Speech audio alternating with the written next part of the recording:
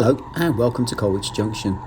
Thanks very much, as usual, for taking your time out of your day to stop by and see what's been happening here on the railway.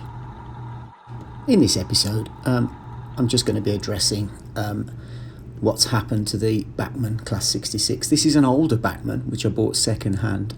It's an 8-pin DCC chip-fitted model.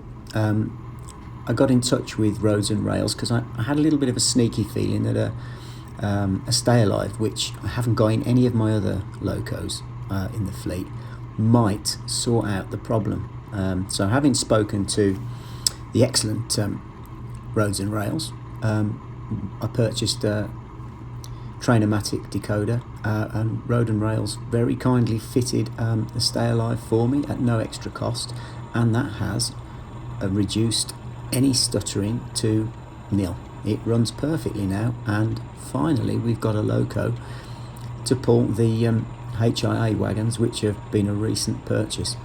So we're very, very happy with it. Very, very happy indeed.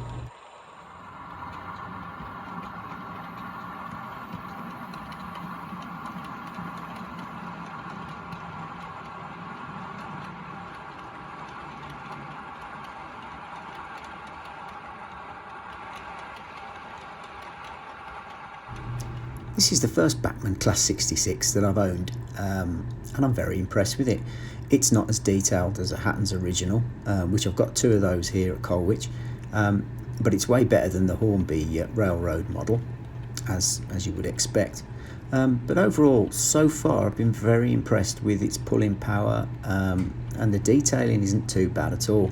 Obviously, being a second-hand one, you're always taking a risk on whether the model's going to be any good or not, and this one's been fairly well looked after. It obviously needs a bit of weathering to bring it in line with the 66s that you see out on the main line, and to sort of bring it in line with the wagons that it's going to be pulling along, which you can see here.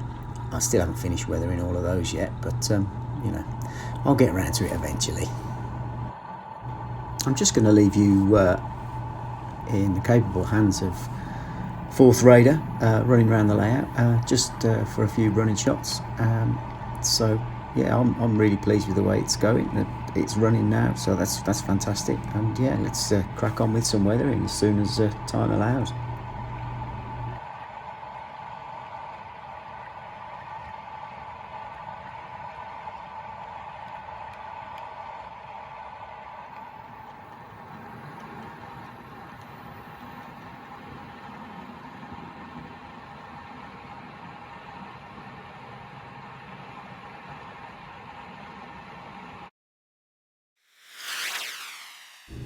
These last few shots where you see the trains running over the viaduct, you'll notice that after a long time I've finally got round to starting to work on this end of the layout.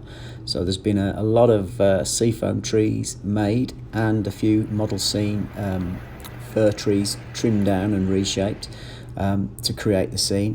Because it's quite an awkward end of scene behind it, it's just going to be a very heavily wooded area underneath and behind the viaduct to hopefully disguise the end of the layout. Anyway, I think you kind of get a little bit of an idea of what it looks like here with the 90 running past, and then with the Jubilee and her support coach running over the viaduct. Hope you like it. I'm quite pleased with it so far. Long way to go, as per usual.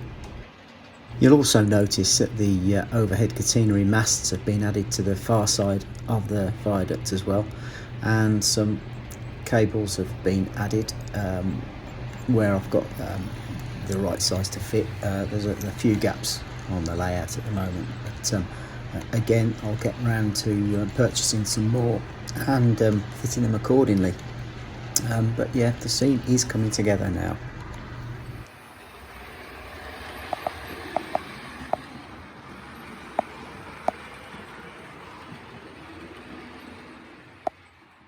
Well, if you're still here, thanks very much for joining me on this little update, just so you can see what's been going on. It's nice to actually get stuck into some scenic work again, because that's what I enjoy doing, hence the lack of buildings on my layout and more scenery than countryside than anything else. So yeah, thanks very much, and stay safe, enjoy your modelling, and yeah, hopefully I'll see you soon. Thanks and bye.